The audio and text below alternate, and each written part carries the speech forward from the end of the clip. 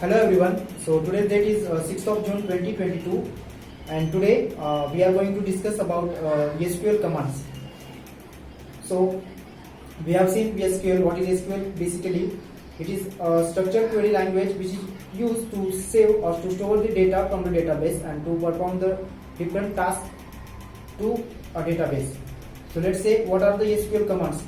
Basically, SQL commands are the instructions which are used to communicate with the database. These are used to perform various tasks, various functions to a particular database. We can modify our database using these commands. So SQL has basically divided all the commands into the 5 categories. So let's discuss them one by one. The first one is DDL, which is a data definition language. Data definition language is basically used to create a table or to create a first stage of a particular database in the SQL.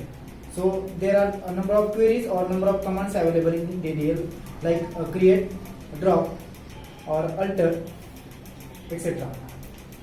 So create basically used to create a table from the database, whereas alter is used to change the structure of database. So whenever you want to change the particular structure of whole table from a database, you use an alter command.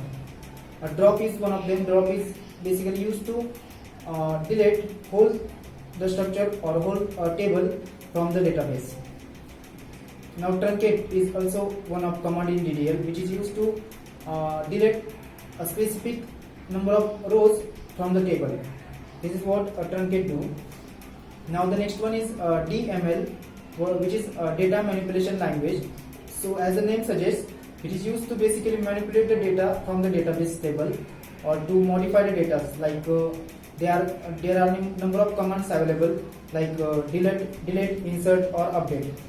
So delete means used to delete a number of rows from the table, or used to delete some number of data from the particular table. Insert is basically used to insert an extra data from in the table. Like if you are inserting an extra column, the insert is used. Now update is there. Update is basically if you want to update some data from some columns. So the update is keyword. Update is used. Let's say if you have thousands of columns in your row and you want to update data from specified columns, then update is used. Now next one is data control language. So basically whenever you want to give an access of your database to another user, so there is data control language is used. There are two commands there. The first is grant and second is revoke.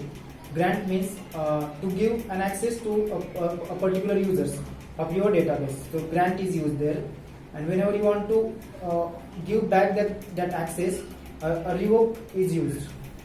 So this is what data control language. Now the next one is transaction control language. Transaction control language are or can be used only with DML, which is a data manipulation language, because all the transaction control languages commands are automatically or implicitly invoked by the SQL, so that they cannot be used while creating or dropping a table. There are number of operations or number of commands in transaction control language. The first one is commit.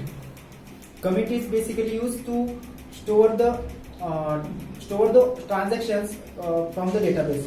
Like you are doing some transaction on database using the various commands. So commit keyword is used to save that data in the particular database.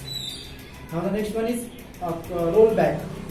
Rollback is, as the name indicates, it basically used to go behind or go back, as we have the undo operation in our Microsoft Word or any Microsoft applications.